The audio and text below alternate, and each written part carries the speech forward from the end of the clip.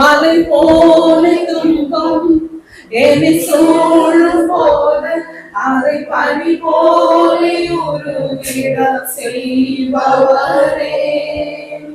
மலை போலே துன்பம் என்னை சூழும் போது அதை பனி போலே உருகிட செய்பவரே. கண்மணி போல் என்னை காப்பவரே, உள்ள கையில் பொறுப்பென்னை நிலைப்பவரே. கண்மணி போல் என்னை காப்பவரே, உள்ள கையில் பொறுப்பென்னை நிலைப்பவரே. நீ போதும் என் வாழ்விலே ஏசையா, நீர் போதும் என் வாழ்விலே. நீர் போதும் என் வாழ்விலே ஏசையா, நீர் போதும் என் வாழ்விலே. தாய் போல தேற்றி தந்தை போல ஆற்றி தோள் மீது சுமற்றி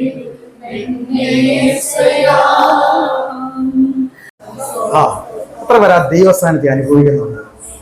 യെസ്, ആമീൻ. ദൈവവചനം സത്യമല്ലേ? സത്യം ഒന്ന് മാത്രമേ ഉള്ളൂ. ആരാ? ജീസസ് ക്രൈസ്റ്റ്, ക്രിസ്തു അല്ലേ? യേശു ക്രിസ്തു മാത്രമാണ് സത്യം. ആ സത്യമായ ക്രിസ്തുവിലാണ് നമ്മുടെ ഓരോരുത്തരുടെയും ജീവിതം ഇരിക്കുന്നത്. ദൈവത്തിന് ഒന്ന് കാര്യം പറഞ്ഞ് കർത്താവിന്റെ സ്തോത്രം ചെയ്തത്.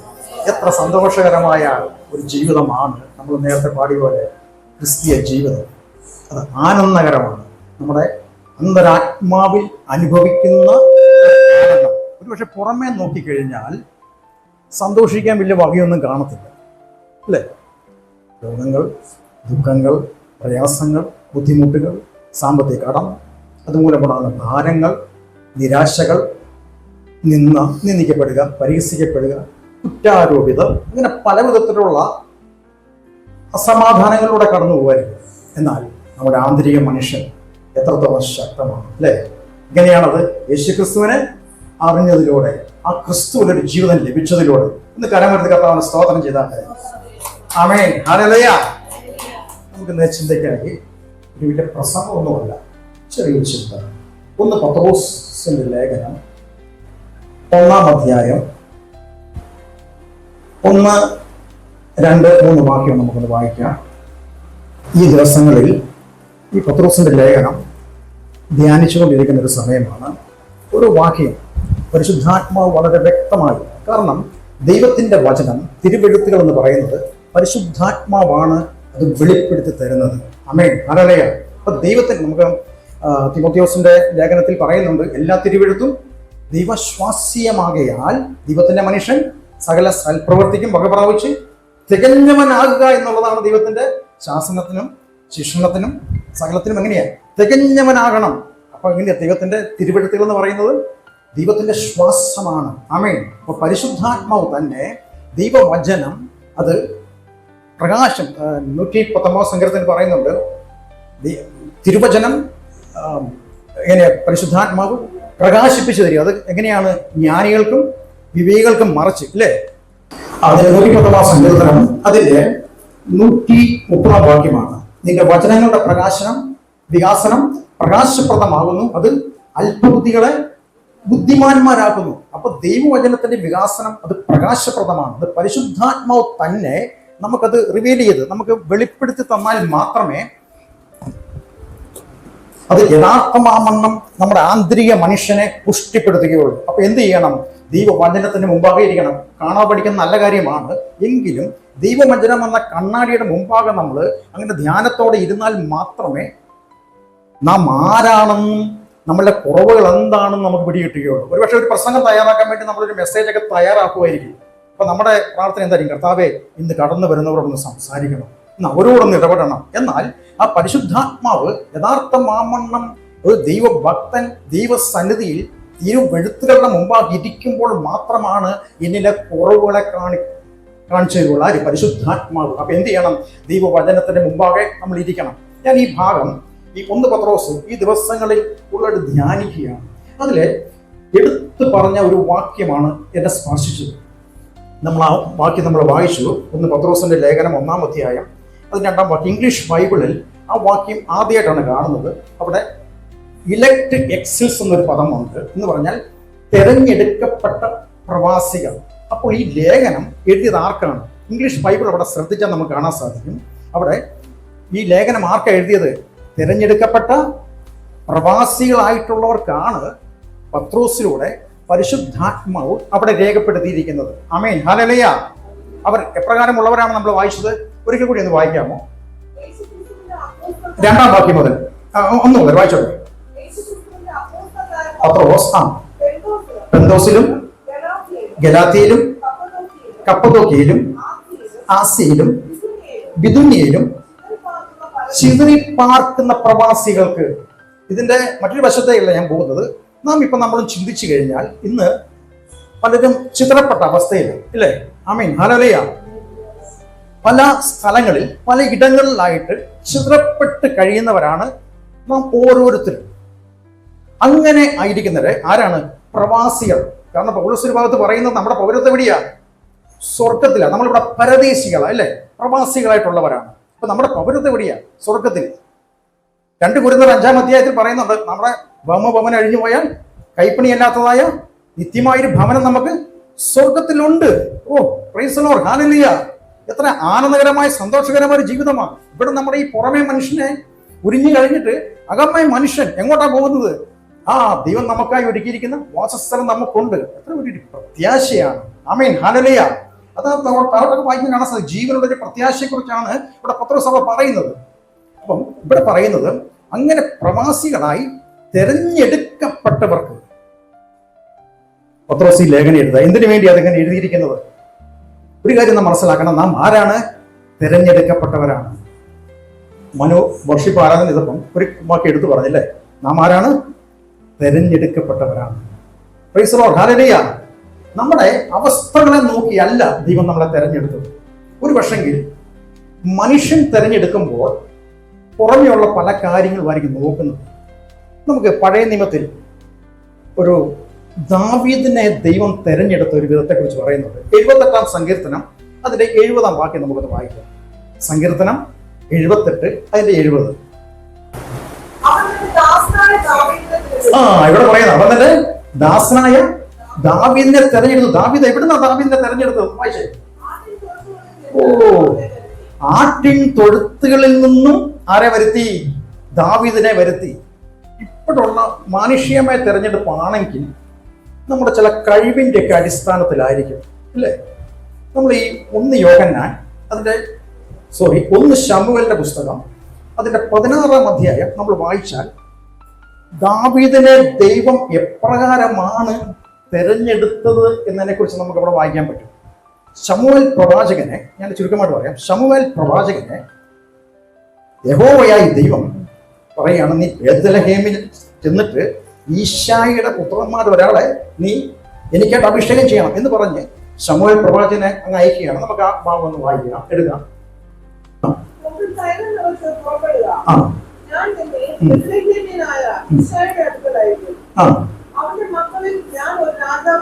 ഇവിടെ ദൈവം പറയുകയാണ്, യഹോവയായ ദൈവം ശമൂവേൽ പ്രവാചകനോട് പറയുകയാണ്, നീ കൊമ്പിൽ തൈലമെടുത്ത് നീ ബേത്ലഹേമിലുള്ള ഈശായിയുടെ അടുക്കലേക്ക് നീ ചെല്ലുക.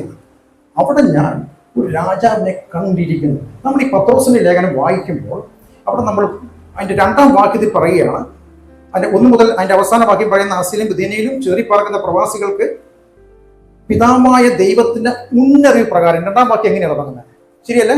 പിതാവായ ദൈവത്തിന്റെ മുന്നറിവ് പ്രകാരം. അപ്പം ദൈവം മുന്നറിഞ്ഞു.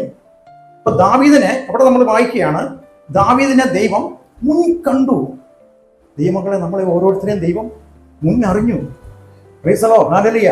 ഞാൻ എൻ്റെ ജീവിതത്തിന്റെ ചില പ്രതികൂല ഘട്ടത്തിലൂടെ പോയപ്പോൾ ഞാൻ ഓർത്തു തീർന്നായിരിക്കും.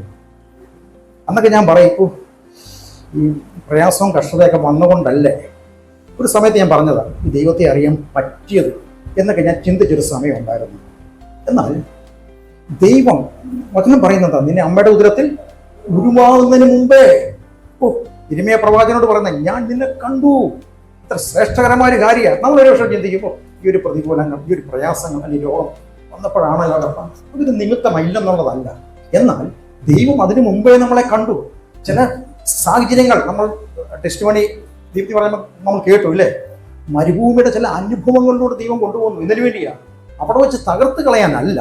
പിന്നെയോ അവിടെ വെച്ച് ഞാൻ നിങ്ങളോട് ഹൃദ്യമായി സംസാരിക്കും എന്ന് പറഞ്ഞാൽ ഒരു ഏകാന്തതയുടെ സമയങ്ങൾ. ഏകാന്തത അനുഭവിക്കുന്നവരുണ്ടോ? കുടുംബത്തിൽ ബുദ്ധിമുട്ടുന്ന പ്രയാസം അനുഭവിക്കുന്നവരുണ്ടോ? അവിടെ ആ സമയം എന്ന് പറയുന്നത് നിരാശപ്പെട്ട് ഓടി ഒളിക്കേണ്ട ഒരു സമയമല്ല. പിന്നെ എന്താണെന്നറിയാമോ? ആ ഏകാന്തതയുടെ സമയങ്ങളിൽ ദൈവം പരിശുദ്ധാത്മാവ് നിങ്ങളോട് വളരെ വ്യക്തിപരമായി സംസാരിക്കുന്ന സമയങ്ങളാണത്. Praise the Lord, hallelujah. എൻ്റെ ലൈഫിൽ ഞാൻ ഓർക്കുകയാണ്, അങ്ങനെ കടന്നു പോകുന്ന ചില വർഷങ്ങൾ എൻ്റെ ലൈഫിൽ ഉണ്ടായിരുന്നു. അവിടെയെല്ലാം എനിക്ക് ഒറ്റ കാര്യം മാത്രമാണ്, കർത്താവിൻ്റെ വചനവുമായിട്ടിരിക്കുക. Praise the Lord, hallelujah. അതുകൊണ്ട് എന്താണെന്ന് അറിയാമോ? നിരാശപ്പെട്ടു പോയില്ല. ജീവിതത്തിൻ്റെ ഏത് സാഹചര്യത്തിലും ഒരു സന്തോഷമുള്ളൊരു മുഖം നമുക്കുണ്ടായിരിക്കും, ചിരിക്കുന്നതിന് മുഖം. ഹല്ലേലൂയ. അതെങ്ങനെയാണ് കിട്ടുന്നത്?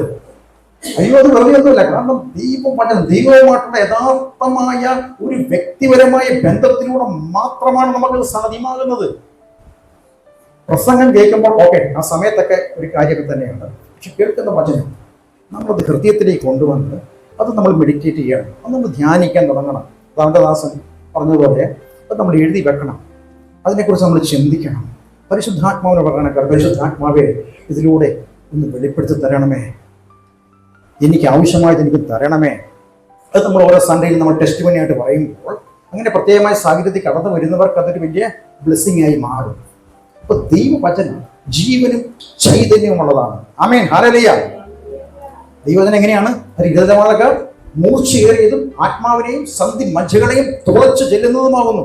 ഇത് കൂടത്തെ പോലെ തകർക്കുന്നതാണ്. 119 സങ്കീർത്തനം വായിക്കുമ്പോൾ ദൈവവചനത്തെ കുറിച്ച് വളരെ വ്യക്തമായി അവിടെ പരിശുദ്ധാത്മാവ് രേഖപ്പെടുത്തിയിട്ടുണ്ട്. അതാണ് സ്തോത്രം ചെയ്തേ. അപ്പം ദൈവവചനത്തിന് മുമ്പാകെ എങ്ങനെയാണ് പിതാവായ ദൈവം എന്നെ മുന്നറിഞ്ഞു, എന്നെ തിരഞ്ഞെടുത്തു. എത്ര ശ്രേഷ്ഠകരമായ തിരഞ്ഞെടുപ്പ് എന്ന് പറയുമ്പം എത്ര ശ്രേഷ്ഠകരമായ ഒരു അനുഭവമാണത്.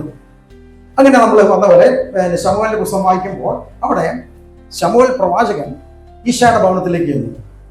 അവിടെ അതിൻ്റെ 5 മുതല വാക്യം ഒന്ന് വായിക്കാം. ഈശായുടെ മൂത്ത പുത്രനെ കണ്ടപ്പോൾ ശമൂവേൽ പ്രവാചകന് തോന്നി, ആള് നല്ല സൂപ്പറാണ്, ശൗൽ രാജാവിൻ്റെ സൈന്യത്തിലൊക്കെ ഉള്ള ആളാണ്, നല്ല ആരോഗ്യത്തിൻ്റെ ഗാത്രനാണ്, നല്ല പൊക്കമൊക്കെ ഉണ്ട്, ആൾ കൊള്ളാം. എന്നോട് പറയുന്നത് മാനുഷ്യമായിട്ടുള്ള തെരഞ്ഞെടുപ്പാണ്. അപ്പം അപ്രകാരം ശമൂവേൽ പറഞ്ഞിട്ട് അവിടെ അതിൻ്റെ അടുത്ത വാക്യം പറഞ്ഞ യഹോവയുടെ മുമ്പാകെ എന്നിട്ട് ശമൂവേൽ പ്രവാചകൻ പറയും, ഞാൻ രാജാവിനെ കണ്ടെത്തിയിരിക്കുന്നു. എന്നിട്ട് യഹോവയുടെ മുമ്പാകെ എന്നിട്ട് പറയാണ്, ഞാൻ എന്താണ് അവന്റെ അഭിഷിക്തൻ ഇതാ എന്ന് പറഞ്ഞു. അപ്പൊ യഹോവ എന്താ പറഞ്ഞു ശമൂവേലിനോട്? അവന്റെ മുഖമോ പൊക്കമോ നോക്കരുത്. ഞാൻ അവനെ തള്ളിയിരിക്കും. അടുത്ത വാക്യം, മനുഷ്യൻ നോക്കുന്നത് പോലെയല്ല, മനുഷ്യൻ കണ്ണിന് കാണുന്നത് നോക്കുന്നു. യഹോവയോ ഹൃദയത്തെ നോക്കുന്നു എന്ന് അരുളി ചെയ്തു. അപ്പം ദൈവം എങ്ങനെയാണ് നോക്കുന്നത്?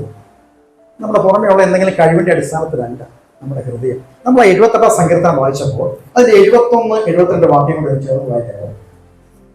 അവിടെ പറയുന്നത് എന്താണ്? ദൈവം കൊണ്ടുവന്ന എന്താ? പരമാർത്ഥ ഹൃദയത്തോടെ അവരെ മേയിച്ചു, കൈമിടുക്കോടെ അവരെ നടത്തി. Price the Lord, hallelujah. അപ്പൊ ദൈവം മുന്നറിഞ്ഞു, ദാവീദിനെ കണ്ടു. ഒരു പരമാർത്ഥമുള്ളൊരു ഹൃദയം, വക്രതയുള്ളൊരു ഹൃദയമല്ല, കൈക്കും വിദ്വേഷം പിടിച്ച് നടക്കുന്നൊരു ഹൃദയമല്ല. ഈ രക്ഷിക്കപ്പെടുക എന്ന് പറഞ്ഞാൽ, യേശുവിനെ യഥാർത്ഥമായി രക്ഷകനും കർത്താവുമായി സ്വീകരിക്കുക എന്ന് പറഞ്ഞാൽ, നമ്മൾ സ്നാനപ്പെട്ടു, നമ്മൾ സ്നാനജലത്തിൽ നിന്ന് എഴുന്നേറ്റു, പിന്നെ എന്താണ്? ജീവന്റെ പുതുക്കത്തിലൊരു നടപ്പാണ് നമുക്ക് ഉണ്ടാകേണ്ടത്. യെസ്, ആമേൻ, ഹല്ലേലൂയ. തോന്നിയവസല്ല. പിന്നെ നമുക്ക് ഇഷ്ടമുള്ള രീതിയിൽ പോകാം. വേണമെങ്കിൽ ഒരുപക്ഷെ നമുക്ക് പാസ്റ്റർമാരുടെ കണ്ണ് വെട്ടിക്കാം, അല്ലേ? നമുക്ക് എന്തെല്ലാം കാര്യങ്ങൾ ചെയ്യാം.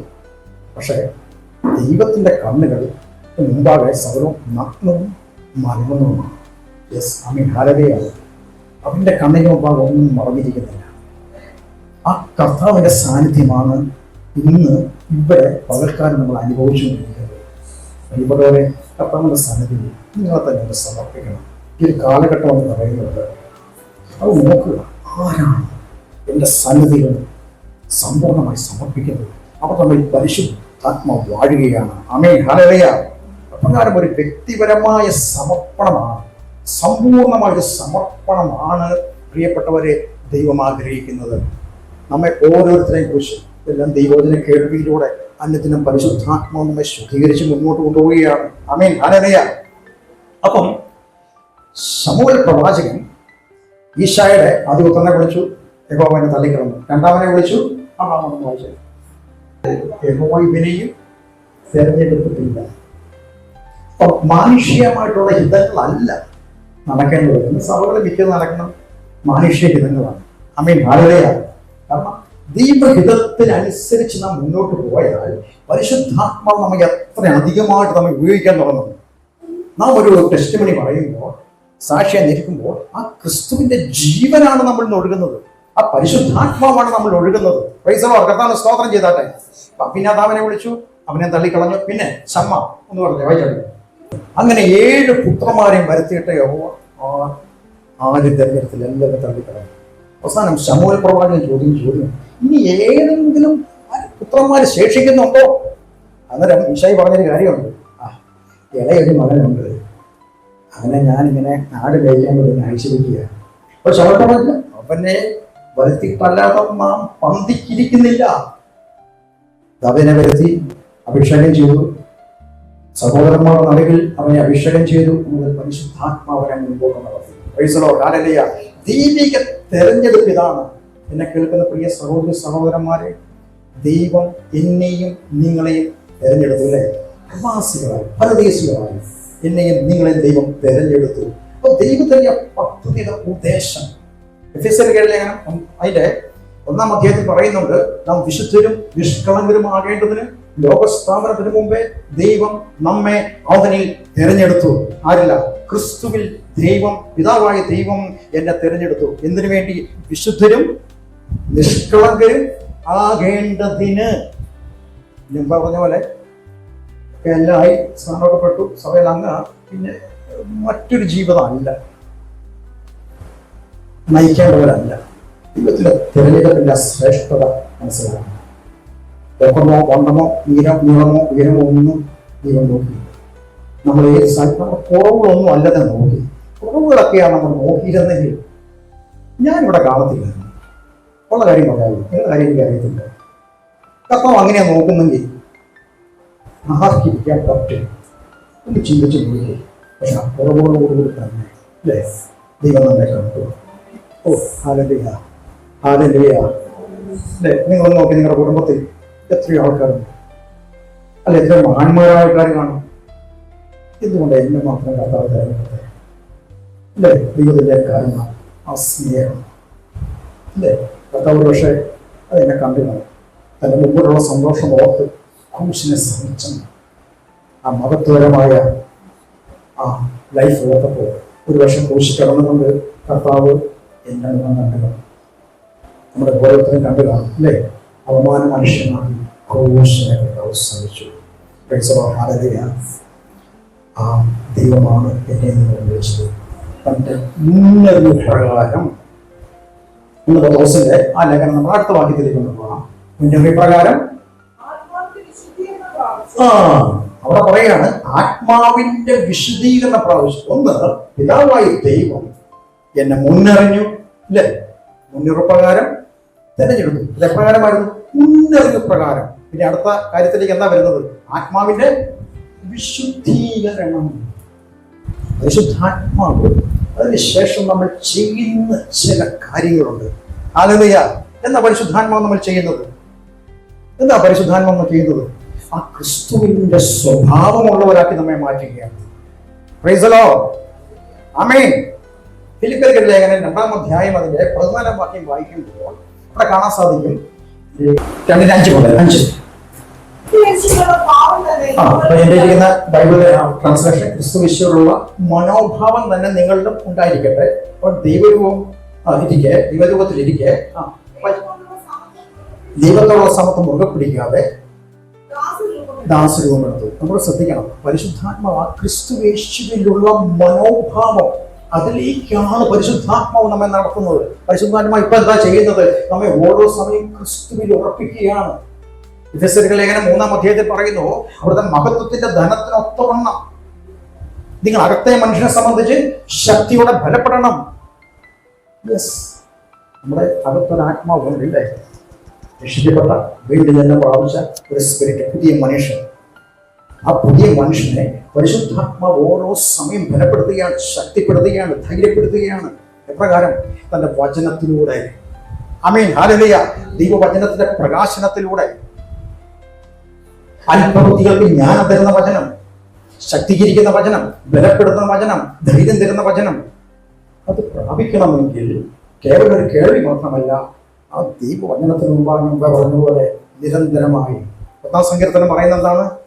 യഹോവയുടെ ന്യായപ്രമാണത്തെ രാപ്പകൽ ധ്യാനിക്കുന്നവൻ അനുഗ്രഹിക്കപ്പെട്ടവൻ. അവനെ കുറിച്ച് എന്താ പറയുന്നത്? അവൻ ആറ്റിരിക്കത്ത് നട്ടിരിക്കുന്നതും തക്ക കാലത്ത് ഫലം കായ്ക്കുന്നതുമായ വൃക്ഷം പോലെ ഇരിക്കും. യെസ്, ആമേൻ, ഹല്ലേലൂയ. അപ്പോൾ ദൈവവചനം ധ്യാനിക്കും തോറും നമ്മുടെ ആന്തരിക മനുഷ്യൻ ശക്തി പ്രാപിക്കുകയാണ്, ക്രിസ്തുവിൽ വളരുകയാണ്, ക്രിസ്തുവിലുള്ള ജ്ഞാനം വർദ്ധിക്കുകയാണ്. 1 കൊരിന്ത്യർ 1-ാം അധ്യായം അതിന്റെ 29 വാക്യം പറയുന്നു, ഇപ്പൊ നിങ്ങളോവനാൽ ക്രിസ്തുയേശുവിൽ ഇരിക്കുന്നു, ലോകസ്ഥാപനത്തിന് മുമ്പേ പിതാവായ ദൈവം എന്നെ ക്രിസ്തുവിലാക്കിയിരിക്കുന്നു.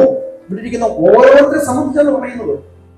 ഏതെങ്കിലും ചില പ്രത്യേക ലോകത്തിൽപ്പെട്ടവരല്ല, മനുഷ്യനാണോ? ദൈവത്തിന് അവനെ ആവശ്യമുണ്ട്. ക്രിസ്തുയേശുവിൽ ഇരിക്കുന്നു. അവൻ നിങ്ങൾക്ക് ദൈവത്തിൽ നിന്നും ജ്ഞാനവും നീതിയും ശുദ്ധീകരണവും വീണ്ടെടുപ്പുമായി തീർന്നു. അപ്പൊ ക്രിസ്തു ആരാണ്? ജ്ഞാനമാണ്. ക്രിസ്തു ജ്ഞാനമാണ്, ക്രിസ്തു നീതിയാണ്, ക്രിസ്തു ശുദ്ധീകരണമാണ്, ക്രിസ്തു വീണ്ടെടുപ്പാണ്. ഹല്ലേലൂയ. അപ്പൊ ക്രിസ്തുവിനെ അറിയാന്ന് പറഞ്ഞാൽ എന്താണ്?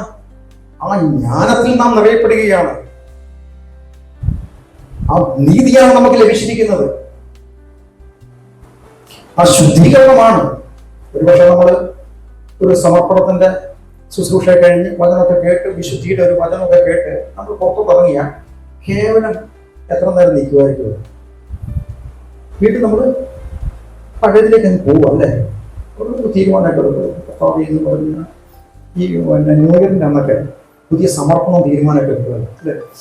ഞാൻ മദ്യം കൊടുക്കുകയില്ല, ഞാൻ നുണ പറയത്തില്ല അല്ലേ, ഇനി ഞാൻ കർത്താവിനോട് ചേർന്ന് നടക്കും എന്നൊക്കെ തീരുമാനം എടുത്ത് 2 ദിവസം കഴിയുമ്പോഴത്തേക്ക് ആ തീരുമാനമൊക്കെ എവിടെ പോയി? എന്ത് ചെയ്യണം? ദൈവസന്നിധിയിൽ ദൈവമക്കളെ കുട്ടികളാണ്. യെസ്, ഒറ്റ പോലും മാത്രമേ ഉള്ളൂ. ദൈവദാസന്മാർ പ്രാർത്ഥിക്കും, ഓക്കെ, അതൊക്കെ ചെയ്യുന്നൊരു കാര്യമാണ്. എന്നാൽ വ്യക്തിപരമായ നിലയിൽ ദൈവസന്നിധിയിലേക്ക് നമ്മൾ കാണണം. ക്രിസ്തു എന്ന് പറയുന്ന റെവലേഷൻ, ഒരു വെളിപ്പാടാണ്. യേശുദാ ശിഷ്യന്മാർ ചോദിച്ചല്ലോ, നിങ്ങൾ എന്നെ ആരെന്ന് അറിയുന്നു? അപ്പം ശിഷ്യന്മാർ പറഞ്ഞു, ഈ ഏരിയമാണ്, ഈ പ്രവാചകന്മാരുടെ അടുത്തിനാണ്, എന്നൊക്കെ പല കാര്യങ്ങൾ പറഞ്ഞു. പത്രോസ് എന്നാ പറഞ്ഞു? നീ ജീവനുള്ള ദൈവത്തിന്റെ പുത്രനായ ക്രിസ്തു. കർത്താവ് എന്താ പറഞ്ഞത്? നിനക്ക് ജനരക്തങ്ങളല്ല ഇത് വെളിപ്പെടുത്തിയത്, സ്വർഗസ്ഥനായ എന്റെ പിതാവ്. ഈ ഒരു മർമ്മം പിടികിട്ടിയാൽ നാം കർത്താവിനെ സൂചിക്കാൻ തുടങ്ങും. ദൈവം എന്നെ ആക്കിയിരിക്കുന്ന സ്ഥാനം, ക്രിസ്തുവിൽ എനിക്കൊരു ജീവിതം നൽകിയിരിക്കുകയാണ്. അപ്പൊ നമ്മൾ എന്റെ ഇരിക്കുന്നത് ക്രിസ്തു എന്ന ആറമേ, ഇതൊന്ന് യഥാർത്ഥമാമെന്ന് ഒന്ന് ഗ്രഹിക്കാൻ പറ്റിയാണ്. ലേഖനം ഇതൊക്കെ നമ്മൾ ആദ്യമൊക്കെ വായിക്കുമ്പോൾ പ്രാർത്ഥിക്കുന്നത് ജ്ഞാനത്തിന്റെ വെളിപ്പാടിന്റെ ആത്മാവിനെ തരണം, ക്രിസ്തു വിശ്വാസത്താൽ ഹൃദയങ്ങളിൽ വസിക്കണം എന്നൊക്കെ പറഞ്ഞ് ശക്തമായി മുട്ടുമടക്കി അപ്പോസ്തലൻ പൗലോസ് ദൈവസഭയ്ക്ക് വേണ്ടി പ്രാർത്ഥിക്കുന്നുണ്ട്. ദൈവമക്കളെ ഈ ദിവസങ്ങളിൽ ഇരിക്കണം. കർത്താവെ, അങ്ങേ അധികമായിട്ട് എനിക്കൊന്ന് അറിയണം. ആ ജീവന്റെ ആത്മാവിന്റെ പുതുക്കം എനിക്ക് വേണം.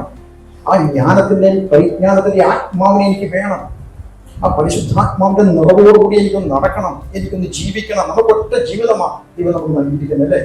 അത് കർത്താവിനെ വേണ്ടി നമുക്ക് കൊടുക്കണം. യേശു